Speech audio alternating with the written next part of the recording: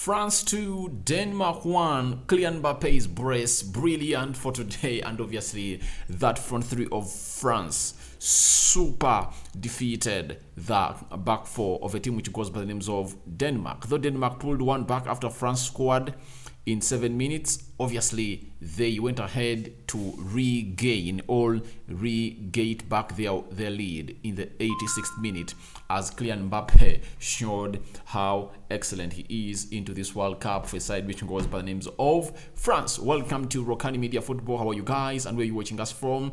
Obviously the World Cup match day 3. Remember the first game that really happened today saw Tunisia being beaten by Australia. The second game that really played saw Poland beat Australia by 2-0. Lewandowski on the score sheet, and Kylian Mbappe. France 2, Denmark 1. Obviously, third game. We are going to the fourth game. Must win for Argentina. If Argentina don't win today, it's really going to be a different story altogether in the group where they are with Mexico, Poland, and Saudi Arabia. So let's get into the match reaction as how things really went in through to go on and really be great for a side which goes by the names of France. Obviously, in the 61st minute, obviously, Kylian Mbappe went ahead to capitalize onto the chance created and obviously netted that ball in the back of the net as you see there.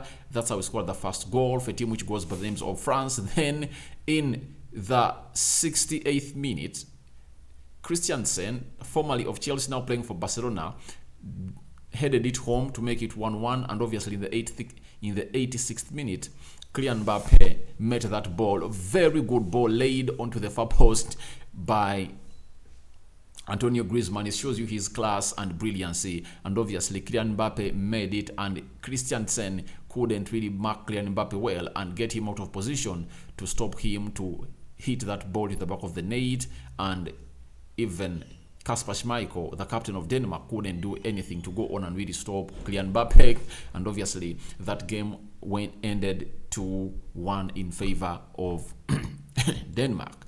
Denmark has a real problem that in the open play, they are not looking how they looked in the Euros. I don't know why, because in the Euros, they are really looking very threatening. Maybe it's because their players have been playing very many games and there might be a reason of fatigue. I cannot tell, but all that is coming in my mind is simple. They need to go out and really raise up to the occasion, because they're having quality players that can decide games, especially Christian Eriksen.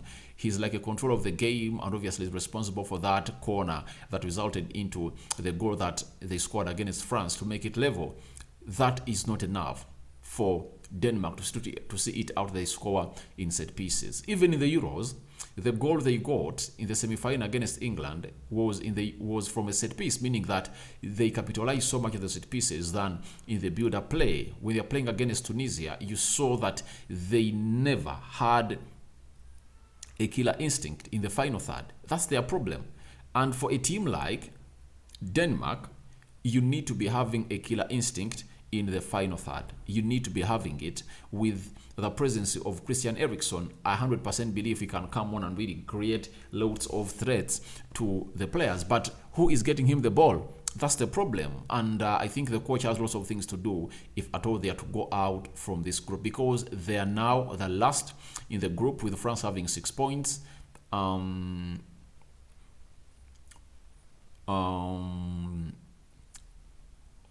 This team has 3 points. That is, Australia has 3, Tunisia has 1, and obviously they also have 1 point, meaning that they have to go ahead and really beat Australia. If they beat Australia in the final game that closes that group, is it Group D, they'll find themselves into the round of 16. If they don't, they are going to be out. But for France, good news to see to it that Rafal Varane played close to 73 minutes and obviously taken off the field of play. He was not injured.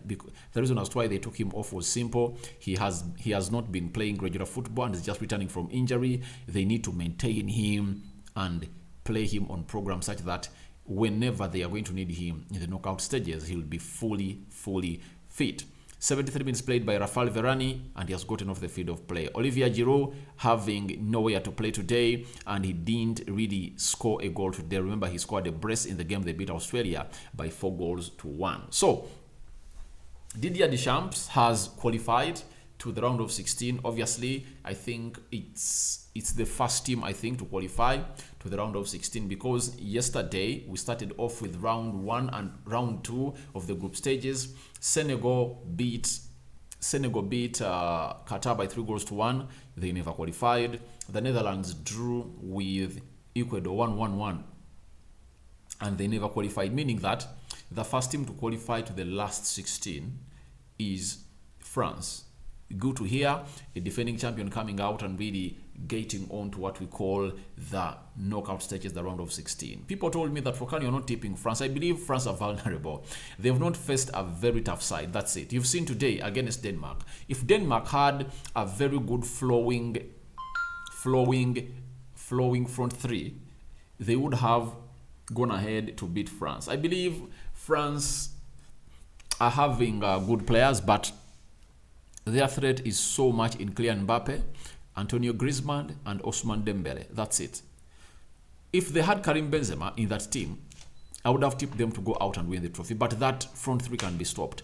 I don't believe that France team, when it finds a team like maybe Argentina or Portugal and Brazil, that they can survive. I doubt whether they can survive, because when you look at Brazil, they're having Vinicius Jr., Richarlison or Gabriel Jesus, and Rafinha. They can't survive. They can't survive.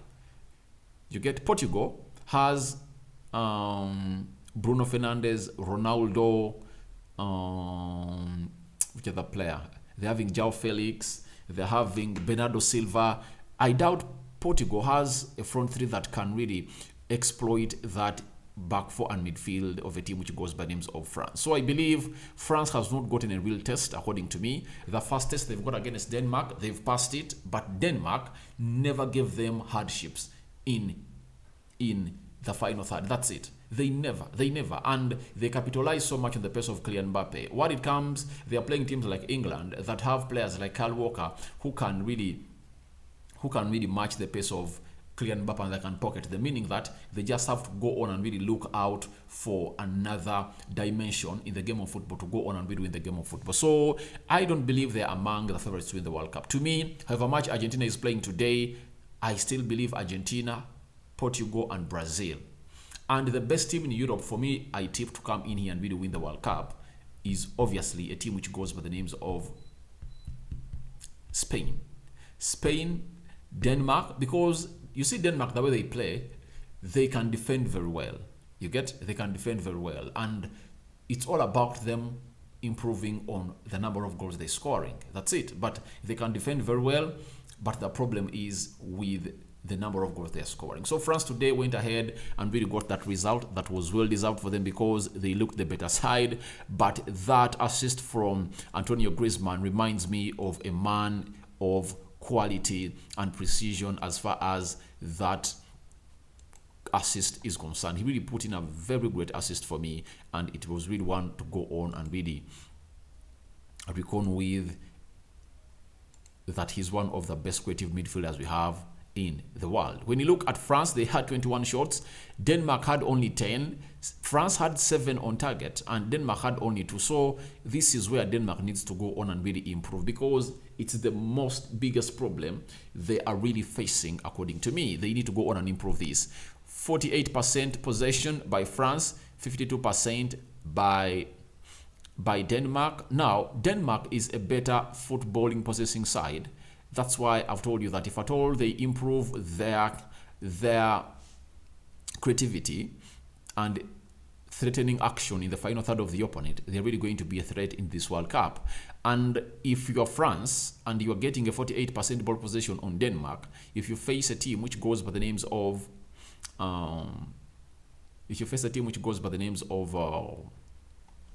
which team? If you face a team which goes by the names of Brazil or England or what, especially Brazil, that can really outpossess you, and they're having a more lethal front three that can break you down, do you think you can survive? I doubt whether they can survive. But all in all, France has gone ahead to win. They are very well. And there is something I want to show you, that France is in group France is in group D. meaning that they'll face someone A, B, C, D, meaning that they're going to face teams coming in from Group C, and Group C, they're having Argentina, Mexico, Poland. If at all you face Argentina, or Mexico, or Poland, one of those, I believe it's also it's going to be another hard hurdle for France to go in and do the needful, because you need to improve on your possession. Though they've gone ahead to win the World Cup with playing like this, sitting back and really hitting their opponents on the break, I doubt whether this time around is going to help them. 491 passes completed by France, 526 passes completed by Poland. This is something that France needs to work on. We need to see a win of the World Cup putting in lots of efforts than what France is putting in. 85% passing accuracy by France, 86 passing accuracy by Denmark, 4 fouls committed by France, 9 fouls committed by Denmark, 1 yellow card to France, 2 yellow cards to France, 0 red cards to both sides, 1 offside for France and 1 for Denmark, 6 corners by France, and obviously Denmark came up with just 4 corners. So let's wait and see what's going to happen from the game of football. I believe Denmark is going to go through, France is going to go through, and France's prayers are simple. Let's not meet a team which goes by the names of Argentina. Because when you meet Argentina, it's really going to be a different game altogether. Like it were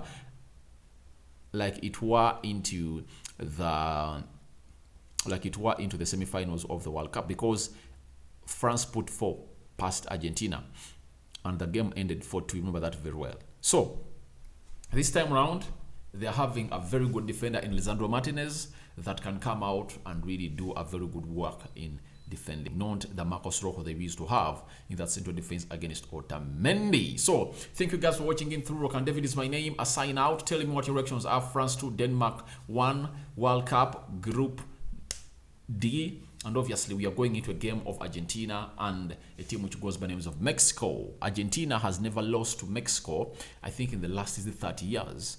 So it shows you how Argentina is really having a lot of advantage. But you know, in the game of football, results or records are there to be broken, and we've seen very many being broken this World Cup. Out for now. See you later. Obviously, may the Almighty Lord protect you abundantly. Rokani David on Rokani Media Football World Cup match reaction.